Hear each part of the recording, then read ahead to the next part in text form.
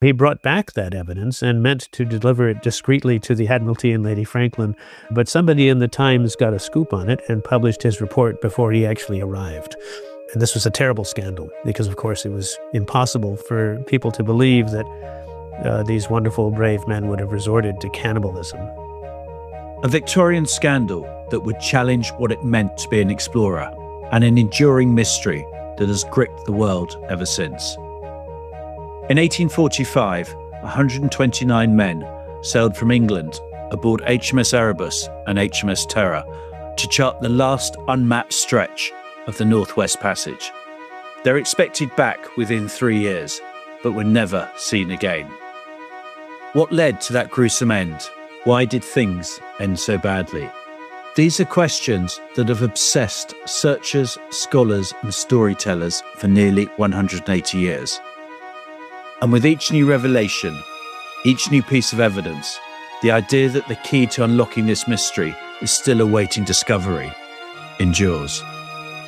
I'm Hugh Taylor, and you're listening to The Art of Adventure, a podcast brought to you by Arthur Beale, outfitters to sailors, adventurers, explorers, and vagabonds for over 500 years. In this episode, I'm joined by Russell Potter, one of the world's foremost Franklin scholars, who has spent over 3 decades piecing together the fate of the expedition. And today we're asking, what really happened to the men of the Erebus and the Terror? And why can't we stop looking for the answer? Russell, thank you very much for joining us today. The Franklin expedition is such a fascinating story and has captivated the hearts and minds of so many people. And, it is, one of the great seafaring mysteries. Perhaps you could tell us, out of all the things that you could have done, why you've sort of chosen to become the world's expert on the Franklin expedition. Well, it's a good question. I mean, it's one of those things I couldn't have anticipated. I was a freshly minted PhD off at my first teaching job, and I had joined a sort of a folk rock band, and a friend of mine had wanted me to track down a recording of a song, and I got a Celtic Twilight Selections CD. And on it, I found this ballad, Lord Franklin, sung by Michael O'Donnell. And I was just immediately captivated by the tune. And then I read the tiny little liner notes on the CD explaining that the ships had been trapped in the ice for 3 years. And I thought, 3 years, how could that possibly be? That doesn't make any sense. And as it happened, at the school I was teaching at the time, the English department had a door that went right into the stacks of the library. And I went over there, and since this library had been established back in the 1820s, they had all of the books that had originally come out about Franklin and the search for Franklin. And so I just took a big pile of those and moved them into my office, and the rest is history, as they say. Well, I suppose it's such a great thing to almost dedicate your life's work to. The whole expedition was all about the British trying to find a way through the Northwest Passage. And perhaps you could talk a little bit about that, because even today, it's pretty hard to sail through the Northwest Passage. Perhaps you could tell us what it is and why they thought it was important. Yes, well, this would be the sea route over the northern part of North America. People weren't quite sure how navigable it was, or even if it exactly existed, but the proposal of that idea was very enticing. So you would be able to sail from the Atlantic to the Pacific through some twisty and unknown set of waterways, and you would pass through that passage to the Pacific Ocean. It was kind of an obsession, I guess you'd call it, on the part of the Admiralty and the Royal Navy. They had been trying to do this for some years. In fact, there were private expeditions way back to the 1500s. Martin Frobisher was sailing for Queen Elizabeth in an attempt to find the same thing. And originally, of course, it was this idea of a sea route to the Orient, this kind of a passage that would be good for commerce. But by the early 19th century and many, many attempts, it was fairly clear, I think, that it wasn't going to be a viable commercial waterway. John Ross, who had gone through on a private vessel, who had tried to get through and failed, was asked by a parliamentary committee, do you think the Northwest Passage, if it were to be found, would be of great value? And he said, I believe it would be absolutely useless. But oddly enough, that spurred a whole new interest, because now it was noble, and meaning it didn't have any commercial value, so it could have cultural value. And it actually made the Admiralty redouble their efforts to try to navigate this passage, even while realizing that it wasn't going to be a commercial one if they were to get through it. And I suppose it was uncharted as well, and there was a desire to be the first people to actually chart the passage. Oh, yes, absolutely. And in fact, by the time that Franklin sailed, they had mapped on either side about two-thirds of it. There was just a kind of a blank area in the middle that no one had been through. So Franklin's sailing instructions basically said, go to this spot and head southwest, and whatever land or water you may encounter, endeavor to penetrate to the Pacific Ocean. So it was just that last blank. They didn't think it was going to be hard. No, and obviously the Admiralty put together this expedition, and it was led by Franklin, who was not first choice, probably not even second or third choice. And there's been a lot of debate and story about Franklin. You know, was he a great admiral? Was he a great sailor? Perhaps you could tell us a little bit about him and how he got to lead the expedition. Well, yes. I mean, in some ways, it's sort of like, if you recall, a few years ago, they sent John Glenn into space again, even though by that time he was a U.S. senator and hadn't been in space in many years. But he was the great, space hero of days of yore. And Franklin had been that. He had gone on a couple of expeditions back in the 18 teens and 20s, a sailing expedition to the North Pole, which did not get there, fairly obviously, then two land expeditions to try to reach some part of the waterway that they believed could be found that would connect everything. On the first of those, he actually had a very famous disaster. He stayed out too long, and he took a shortcut to try to get back to his base camp. And a number of people on that expedition died of starvation. Cannibalism apparently took place there as well. Franklin himself was reduced to eating rock tripe and huddling in a drafty, half-built cabin, but he lived. So he became the man who ate his boots, proverbially. I don't think they actually ate any shoe leather, but they were reduced to boiling old skins and eating fungus. So it was rough, but it actually added to his fame. He got knighted for this achievement, didn't he? He did. Yeah. Then his political reward was being appointed the governor of Van Diemen's Land, which we know as Tasmania, which was, of course, a sort of an open-air prison camp at the time for the British justice system. And he was too sympathetic to the prisoners, people felt. So after a few years there, he was actually dismissed. His permanent undersecretary tattled on him to the Foreign Office, and he was sent packing. So he was now, in his late 50s. He was this Arctic hero that everybody already knew about. And so, from the point of view of publicity and cutting a great figure, he was the man of the hour. But he was still not first choice to lead the expedition. Well, he was actually he was pretty high on the list. James Clark Ross was the first choice. He had just come back with the same ships from Antarctica, but he had just married and settled down and had apparently promised his wife he would never go to the polar regions again. So I think Franklin was either second or third on the list. People asked about his age. They were a little concerned. The legend is that someone said, "Well, you're 60, aren't you?" And he said, 59, my lord. So that he snuck in under the wire of seeming too old for the command. And he was widely admired. Everyone who sailed with him seemed to think very highly of him. I think he was ideal. Was he ideal for the conditions they encountered and the decisions that ended up having to be made is another question. Right. And then the second in command was Crozier, wasn't he, who commanded the Terror. What can you tell us about him? Because he was hoping to lead the whole expedition, wasn't he? He actually was, he was corresponding with James Clark Ross, the fellow who was the first choice. And he said very explicitly to Ross, he said, I would go as a second to Franklin in a minute, but I don't want to command the expedition at all. I think he was a little concerned that it was a bit of a hot potato, as it were. He had worked with Ross. He had been Ross's second in command aboard the same ship, the Terror, on the Antarctic expedition that had just concluded relatively successfully. And he definitely wanted to head to the polar regions, but I think he was just more comfortable being in the position of second in command. So obviously he was captain of the Terror. Franklin was on the Erebus. And then who was captain of the Erebus? Well, it's a little confusing. So they decided early on to give Franklin a second on board his ship, a commander who would be under him. This fellow, James Fitzjames, who's sort of the, romantic hero of the whole story, except of course they all die. But he's the very attractive figure because he's young, he's up and coming.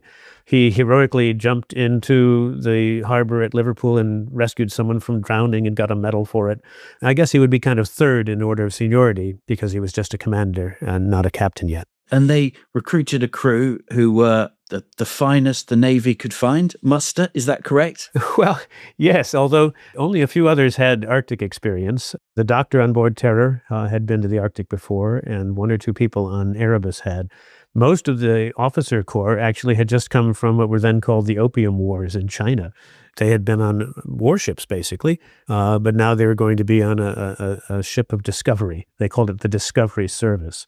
So there was definitely some elbowing to get in because, still in the wake of the Napoleonic Wars, there was an overabundance of officer corps, and no one wanted to retire prematurely. So I think there was enthusiasm for it, and there were certainly some quite extraordinary people who volunteered, but they didn't necessarily have a great deal of Arctic experience or polar experience of any kind.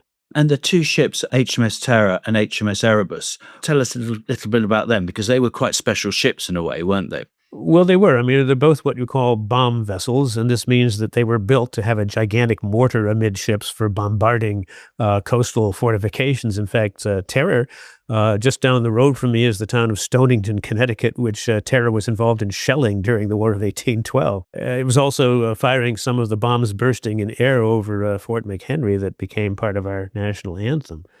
But they were considered to be ideal because they were very squat and very wide. They were built that way to minimize the recoil from the mortars.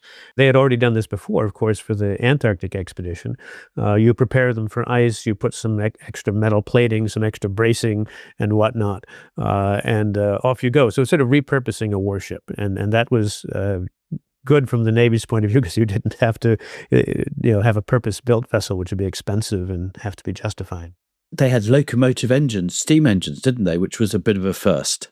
Yes, it's true. Well, those were added. The idea was not that they would actually be propelled by steam. I mean, steam was going great guns then. There was a fellow named Smith whose nickname was Propeller Smith because he was all about steam power.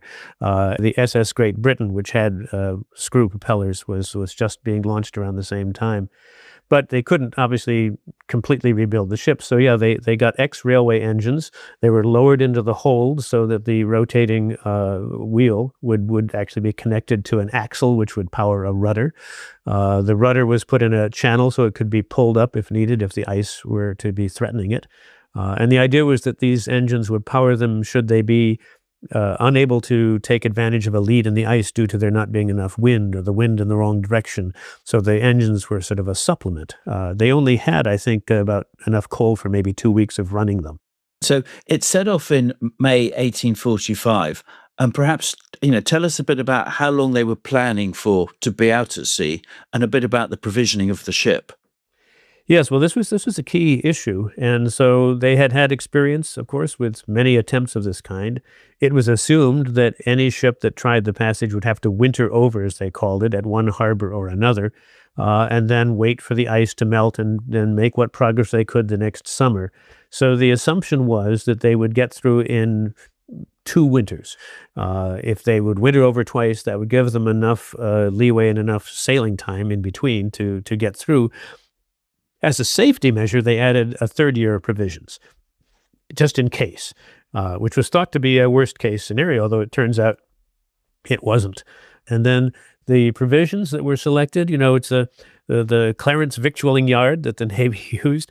They put out contracts just like anyone else, and the contract for tinned meat was put out and won by one Samuel Goldner. And his tinned food was supplied. It was a big order, and he was a little bit late with it. It actually delayed the sailing of the ships by a few days. And later on, that tinned food was blamed for lead poisoning because there was lead in the solder that was used to seal the cans, although more recent research has shown that wasn't the overriding cause of any disaster, that basically that almost every sailor in the Navy at that time had what we would consider to be alarmingly high lead levels, and it wasn't from the tins necessarily, although I'm sure they didn't help. And probably the tins contributed to some of the botulism. Well, that's another theory. I mean, the bacteria that causes botulism is found in all kinds of places. It has to be in a special set of circumstances. It's anaerobic, so if there's no oxygen, it can thrive. But the only complaint that we have on record about Goldner's tins is that they were imperfectly sealed and that air had gotten in and they had gone putrid, which would be very unpleasant but not cause botulism. But they did find some of the bacteria that cause botulism in some of the human remains at Beechey Island, so it's conceivable. but that it would have killed a substantial number of crew members or that it was necessarily the result of the cans. We don't know whether that's true or not. So they set off in May 1845, and by all accounts, it was a very happy ship, very positive, looking forward to this great discovery of the Northwest Passage. Talk us through how everything sort of went from this perfect start to ultimate calamity. Yes, well, in the letters that I've edited, of course, these only go up through the last mailbag from Greenland. So they sailed in May on the 19th, and the last mailbag, I think, was July 14th. So it's just a little snapshot. And everyone is very happy, and most people are very sanguine.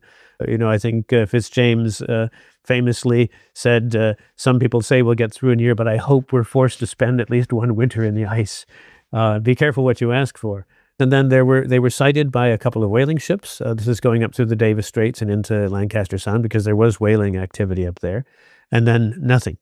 So from the point of view of the folks back home, the ships had just sort of gone off the radar. The assumption was that they would come through the other side, and that's when people in the letters were saying, "Oh, I'll send my next letter, from Russian post office in Petropavlovsk or something." They were that sure they would get through.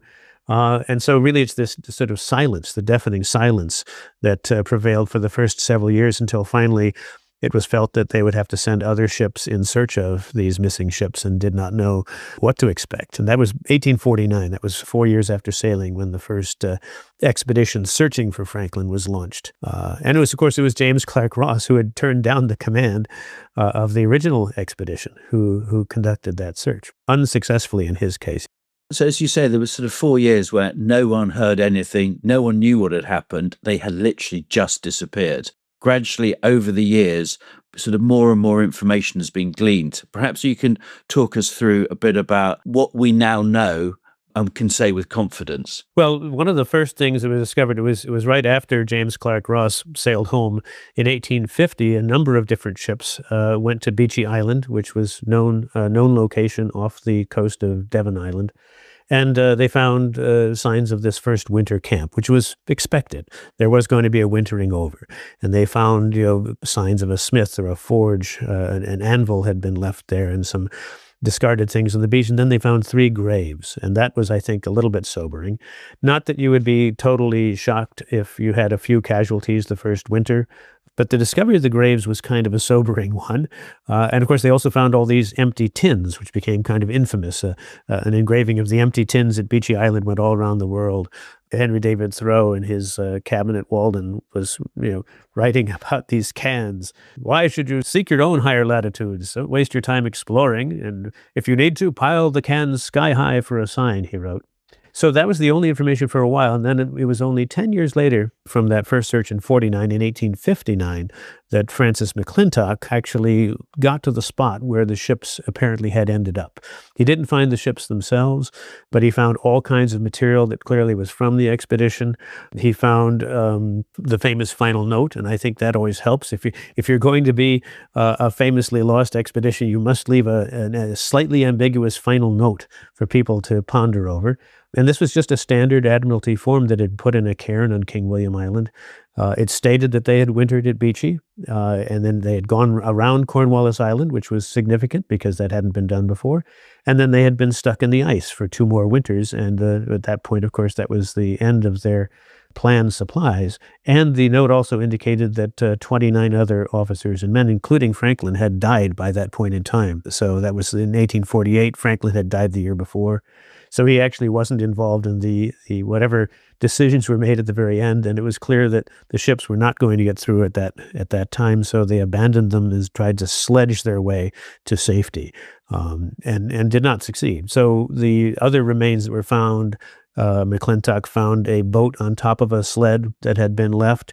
It had 2 skeletons in it. One of them had a shotgun ready to fend off any polar bears that would come around. There was no food on this boat, just some tea and chocolate, I guess. This is Navy chocolate, which I'm told is unsweetened and not terribly palatable, but, caloric, I guess. And all kinds of things found in the boat, books, carpet slippers, sheet lead, foil, curtain rods, all kinds of nonsense. But apparently they had continued on trying to live. but had simply not succeeded. So there weren't any other clearly identifiable burials, but there were bones scattered about, these skeletons in the boat, which McClintock gave a decent burial. But it didn't really answer the question what had happened, right? They abandoned the ships, and then again, silence, nothing. And the remaining 140-odd years of searching was really picking up little bits and pieces for the most part, land archaeology, and then, of course, trying to figure out what had happened to the ships. And even though we have since found the ships, the story of what exactly happened on land remains a little unclear. Archaeology has shown that there was cannibalism, that cannibalism took place, at least at one camp, one group of people. But that camp doesn't account for the full complement of the ships, so we don't really know what happened to everybody, or even most of everybody at this point. Yeah, I mean, it's worth pointing out that at the cairn where they found the note, obviously there were two entries, weren't there? There was the first one when everything was going pretty well and they were pretty happy, and obviously the second one, which also mentioned Franklin's death. Obviously, there was still, particularly in the early days, there was still no one was really sure what had happened to the expedition, and Lady Franklin, Franklin's wife, personally funded some expeditions to go out and try and find out what had happened. And was it Ray's expedition who came back with some rather unpalatable truths? Yes, that's true. Although Ray was working for the Hudson's Bay Company, so he wasn't one of the ones sent by Lady Franklin, though he was very, very conscious of the interest back home and her particular desire to find traces of her lost husband. So he was doing surveying for Hudson's Bay Company. He actually surveyed a strait, Ray Strait, which is one of the routes through the passage, although he didn't know that at the time. And he stopped at Repulse Bay, which was by that time a place that was frequented by whalers, but also an Inuit settlement. And on his way surveying, he ran into an Inuk named Inuk Pozijuk, who had a captain's gold cap band attached to his parka, just wearing it like an ornament. And he said, well, where did you get that? And do you know of any other things like this? And he said, well, I've heard that there were ships abandoned, boats abandoned on the island over there. I haven't been there myself, but I know people who have been there, and that's where these things came from. So when Ray got back to his base at Repulse Bay, he just let it be known he would offer very good things in trade for anything of this sort. And he got this huge trove of material, including Franklin's Guelphic Order of Hanover, which is his medal of knighthood, all kinds of spoons, forks, and knives, some of which had people's initials or the family crest on them so you could identify them. Fragments of cloth, buttons, all kinds of things, personal items, James Reed, who was the ice master aboard the ship, the back piece of his pocket chronometer was among the things with his name engraved on it. But, these are clearly things that men would not have given up easily or freely. So it was clear to Ray, I think, that these were things taken from campsites or corpses or what have you by the Inuit. So he brought those back, and he also brought back testimony from the Inuit that they had seen skulls smashed in, bones broken to get out the marrow, even bones in a cooking pot.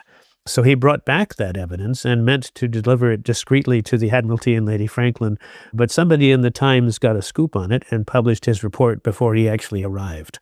And this was a terrible scandal because, of course, it was impossible for people to believe that these wonderful, brave men would have resorted to cannibalism. The relics were welcomed and were put on display at the Royal Naval Hospital at Greenwich.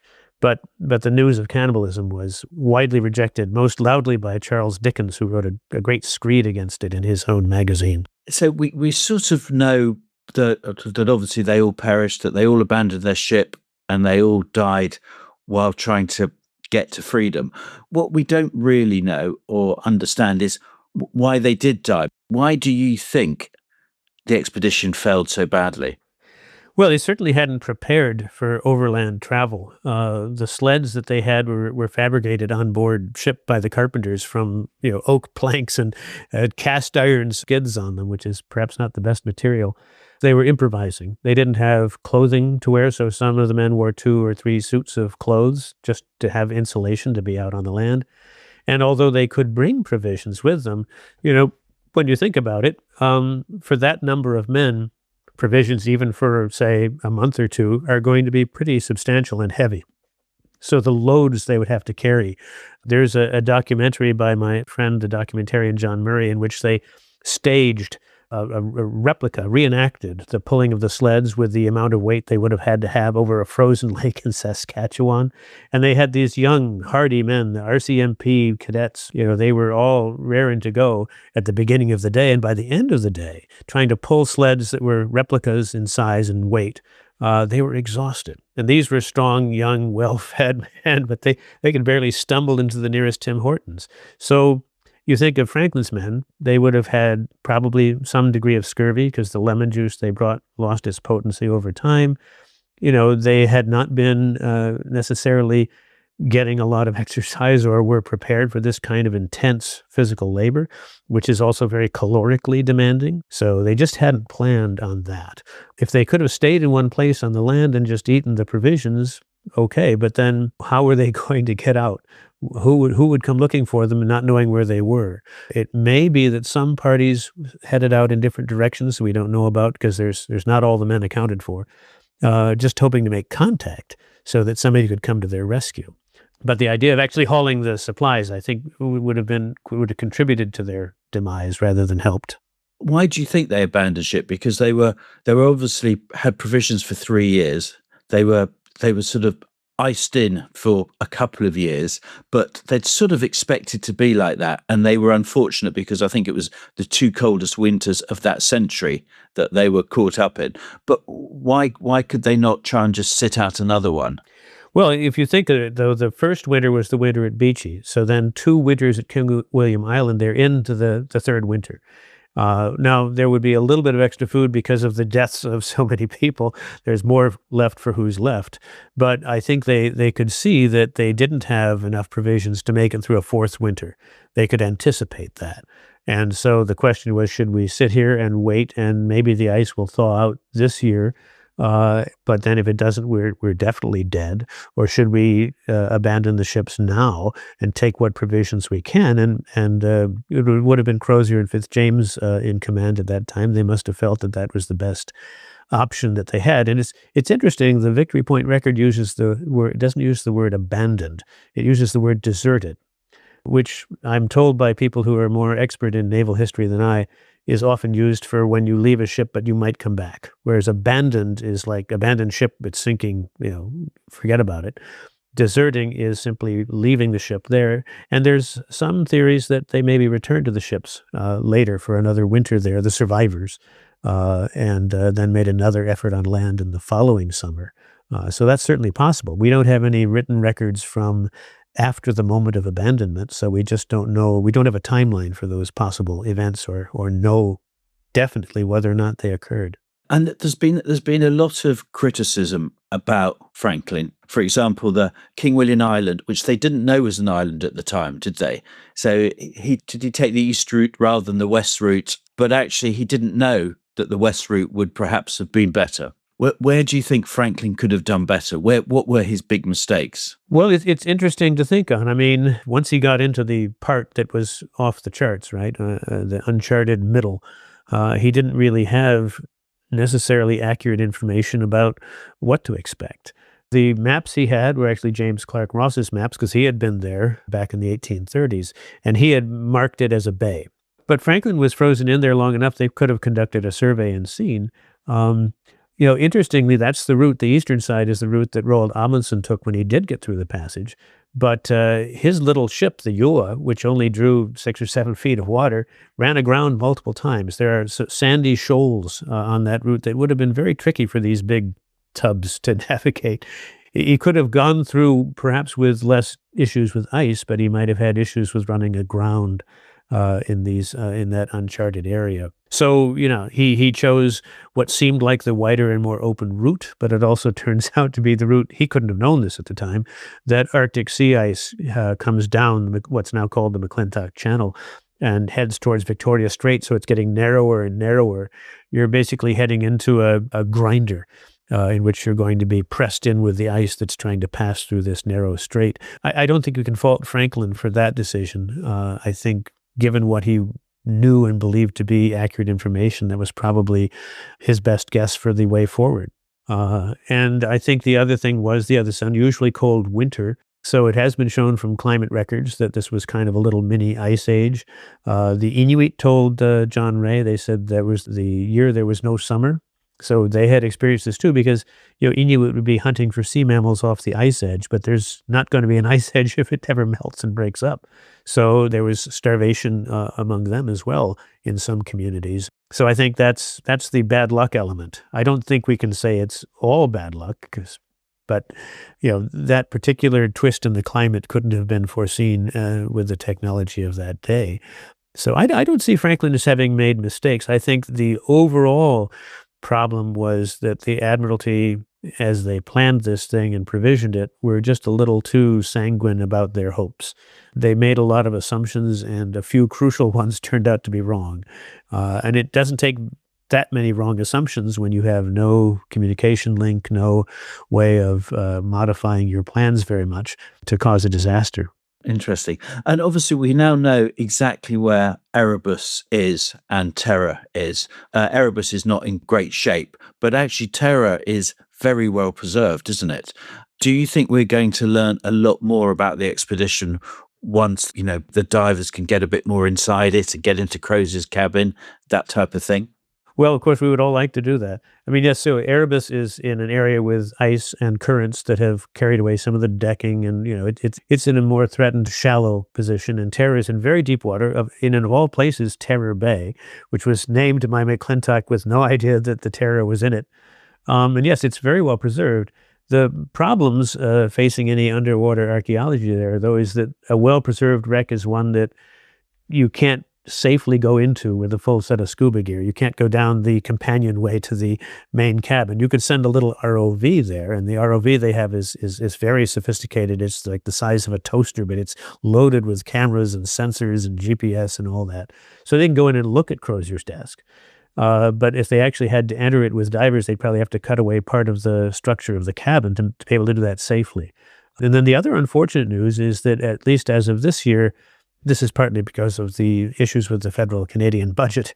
Parks Canada's work has been put on hold, and there's not going to be continued active archaeology, at least not for the immediate future, up there. I mean, they still have a tremendous amount of material in their lab, which I visited, stuff that could still reveal a lot about what went on board the ships. But additional archaeology isn't going to take place right now, unfortunately. And if it were to, I think Terror would be obviously the most attractive thing to study, but also the most challenging because of the depth. You have to have different types of scuba gear, different type of air supply, all kinds of issues. And then you have the fact that the ship is so darned intact that getting into the parts of it where you would be getting that evidence is very difficult. But things like logbooks would be destroyed. They're not going to withstand being underwater for 150 years, are they? You'd be surprised. I mean, it depends. From Titanic, which is many, many times deeper, they've brought up decks of cards and business cards, and paper itself. It's a very low oxygen content in the very cold water, very deep, very dark. There's no sunlight. So there's relatively little microbial life. I mean, paper could survive. We might be able to get some information out of there. They've scanned burnt up scrolls from Herculaneum using various processes, so you don't have to actually try to unroll the scroll, which would destroy it. Maybe they could do that with this. But yeah, logbooks. The other possibility with logbooks, of course, is that they would have brought some records with them as they were sledging across the land, and then put those in a cache of some kind. That's been a dream of Franklin searchers for a long time. My friend Tom Gross has been up there for 20 years. He has his own plane. He can use his own time looking for that place where he believes those final records might be buried, but he hasn't found them yet. Yeah, I mean, it's a fascinating story, isn't it? Why do you think this story does capture the minds of everyone? Because we actually know very little, really. I mean, obviously, you and your sort of fellow academics have managed to piece together quite a few details, but we're still in the dark to a great extent about particularly the illness and what really was, the reason people were dying at such a fast rate, and, why they didn't seem to be as equipped as well as they could have been.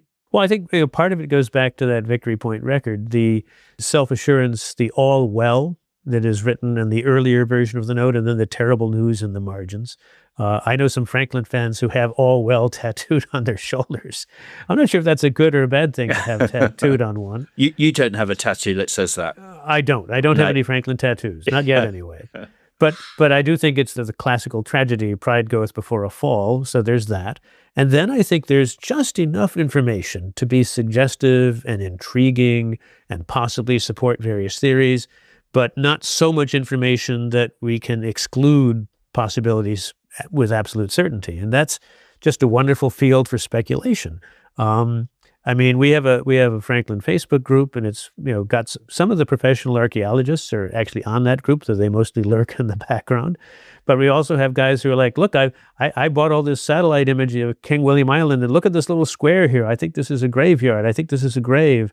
And of course, the only thing they lack is the ability to actually go and reach this place on the satellite image. Who knows? Something important could be found that way. So people like being amateur sleuths. Everyone has their inner Sherlock Holmes to channel. And that, I think, is the number one reason that people are attracted to the story. And then sometimes it connects with their own professional interests. One of our best members in the group is a dentist who has actually published an academic paper on the dental health of persons on Arctic expeditions. So you bring your professional interests and knowledge to it, and maybe you can make a contribution. Because we know so little, there's quite a few sort of fictional writers and screenplay writers, series like The Terror, I think it is, which is based on elements of truth, but basically they fictionalized 85-90% of it. And do you think that's good or bad for the subject matter? Oh, I think it's good. I mean, the Franklin fictions have been going on for a very long time. Jules Verne wrote a novel, The English at the Pole, which was largely inspired by what he knew about Franklin at the time. And yeah, there have been 20 or 30 novels, I think, by latest count. There's a German opera, there's an Australian musical, and of course, The Terror, which I think is an extraordinary piece of work. I mean, Dan Simmons's novel originally was written as a kind of a horror novel, right, with a horrible monster as the cause of the deaths of the crew. But when the showrunners for the AMC series got a hold of it, they made a very conscious decision. I've talked with them and gotten to know them. And they said, well, we're going to put off the monster. We'll put off the monster. You get a 10-episode limited series. We'll put off the monster's appearance to maybe episode 7 or 8. And in the meantime, we'll let cannibalism and lead poisoning and all these other wonderful things, the psychological terrors, we'll let them work their magic. And they did a great job. I mean, they researched the characters. Each character is accurate from what we know historically. Each character has their own sort of dramatic arc. They managed to depict cannibalism, which probably couldn't have been done or wouldn't have been acceptable on television a decade or two ago, and a brilliant cast. So I think you can watch that series, and I have my students watch it and say, look, up until a certain point, this is a pretty accurate description of the kinds of conditions people would have been facing up there. And psychologically, it really connects you with them. And then just set the monster aside. I mean, this whole podcast series is all about adventure. And in a funny sort of way, 129 men setting off for a 3-year journey is the ultimate type of adventure, because each one would have had their own hopes and aspirations. Each one knew their life was at risk, and each one was hoping to come back with glory and medals. And it clearly went horribly wrong. Well, that's true. And I think people do tend to glom onto, as we say, one or another figure in this story. So Fitzjames might be the leading man, but there's also, Franklin himself. One of my co-editors is Franklin's great-great-grandniece. I think it was their son's wedding party. They cut the cake with Franklin's sword. Oh, my God. Wow. And then we have a lot of people who are interested in Goodsir, the surgeon naturalist on board. Yeah, so why, there's a lot of talk about the surgeon. Why is he so popular to academics and writers? Yeah, I think he's an interesting figure. We know about Charles Darwin and the Voyage of the Beagle. And it was just at the time when Franklin sailed that the Admiralty had come round to the idea that any expedition of discovery should have a naturalist on board, a trained scientist. So Goodsir was a trained naturalist. He was not a Navy man, so he was a warrant officer. He was appointed the assistant surgeon just so he'd have an official purpose on board ship. But he really wanted to add to the natural history of the story, and he succeeded in doing so in a large extent. He even published 2 papers based on materials sent back from the ship in that last mailbag. So I think he would have certainly, had the ship gone through, he would have been like Hooker, who was the naturalist for the Antarctic expedition, who became a preeminent man in his field in part because of that journey. And, ultimately, the discovery of the Northwest Passage, when it ultimately was discovered, it didn't really achieve anything, did it? Because it could never be used commercially. It's still not used commercially today. It's still very difficult and dangerous to navigate through. I mean, do you think it was worth it? Well, it's just in the nature of a quest, right? So Mark Twain in A Connecticut Yankee in King Arthur's Court, the Connecticut Yankee is trying to explain the Northwest Passage to King Arthur. He says, well, it's just like the Holy Grail, and people just go a-grailing because there's a grail out there somewhere. And of course, does anyone come back with it? No. That would ruin the whole affair. So it's just that kind of a thing. And, now I've been through the Northwest Passage myself, now twice in full and several different partial trips on these expedition cruises where I go out and give history lectures, standing by the graves of Franklin's men and so forth. And, it's an extraordinary part of the world. It's true that it's still challenging to get through, partly because the charts are not very detailed in terms of, undersea hazards. There is less ice, although because there's more thermal energy, that ice blows around more and moves around more, is less predictable than it used to be. But, it's possible to foresee a time when it might become a navigable waterway. And it's also possible we would have another formerly chimerical idea, the open polar sea that a lot of people in the 19th century went looking for, might actually end up existing. And if so, then it stops being a holy grail and starts being a geopolitical nightmare. So it's nice to be up there before then, and I hope that actually doesn't happen. But there's definitely interest. There are Chinese icebreakers going through the passage, and a cargo ship went through the passage. It's just a shot over the bow, but who knows? Well, that's a good way to finish. Thank you very much for joining us today. It's such a fascinating story, and it's that there are so many unanswered questions about this story. And I mean, you've answered a lot of them, and we're very fortunate to have you here today because you can probably answer more questions than pretty much anyone else about this expedition. I'm leaving this interview desperate to learn more and read more. Oh, well, thank you very much. It's been great talking with you. And yeah, I share that feeling and that hope. And it's nice to be an expert in something that isn't completely known. There's still stuff I can learn, and that makes it exciting for me. And I'm sure it will go on for many, many years to come. Thank you very much, Russell. All right. Thank you. Thank you for listening to The Art of Adventure, and a huge thank you to Russell Potter for joining us. If this story has got its hooks into you, Russell's book, Finding Franklin, is a brilliant place to go deeper. And for something a little different, I really recommend the TV series The Terror. As Russell said, monsters aside, it's a great way into the psychology of these men. This series is brought to you by Arthur Bill. We've been outfitting sailors, adventurers, explorers and vagabonds for over 500 years. Find out more at arthurbeale.co.uk. That's Beale. Next time, I'm joined by incredible Arctic explorer Pen Haddow, who shares his own heart-racing story of icy endurance. See you then. This show was hosted by me, Hugh Taylor, and produced by M. Wally. Theme music is by Nassan De Silva.